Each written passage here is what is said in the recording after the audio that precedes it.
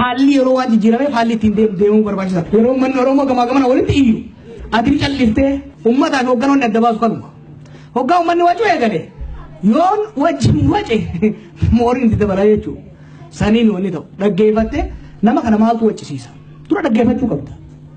Wal lolammoo wal si'atammoo walitti muufatammoo diina jidduu jiramoo waan kan eega hubatte booda xiqqoo wacan eegarraa bayan booda yaada furmaataa fiddaa.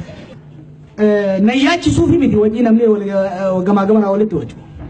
Na yaachisa. Garuu Oromoon hanga feete walitti wacaa ooltu gara addaan hin kutattu. Gaafa gammachuutii fi gaafa gaddaa olma dhufti. Gaafa xiqqoo wanni ta'e gaafa haraaraan fa dhufte. Gaafa haraaraan wali wacci fade gaafa barcaatii fi gaafa cabsii olma dhufu Oromoon. Kanaaf ani namni hedduun ni yaadda. Ani gosa abbaan yoo rarsiiti haati yoo rashawaati harargee keessatti hin guddadhe waca xiqqaa miti magaalaan itti keessa galan akka ajaa'iba wal arrabsa namni garuu gaafa sargiitii fi gaafa du'aa takka addaan hafan hin beekan kanaaf yaadda hin hedduu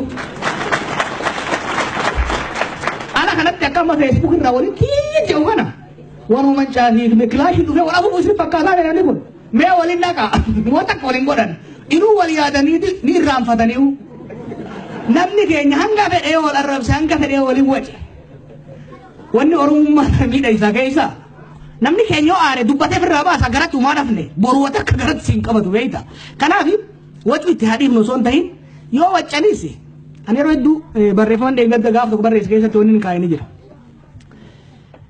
yoo rakkoo walirraa qabaattan keessaa wal arrabsa meeshajiin takka hin jirtiini saniin dhukkee walirraa kaasa garuu gadi hin baasina maaliif beeyta keessa wal arrabsan sun nama yoo gurbaan tokko gabbaasee waan asitti gurratti arrabse arraba jaamti sun isin duratti waan arrabse garuu salphisuudha jaamti insult versus humiliation arrabni dhuunfaan nama himan takkaa hiriyaa muraasa jidduu wala himan arraba ummata jidduudha salphisuudha namni yoo arrabsite ni irraanfata yoo salphite garuu ummata jidduutti humiliation lafee nama seenti kanaaf internet irratti wal eeggachuun barbaachisaadha.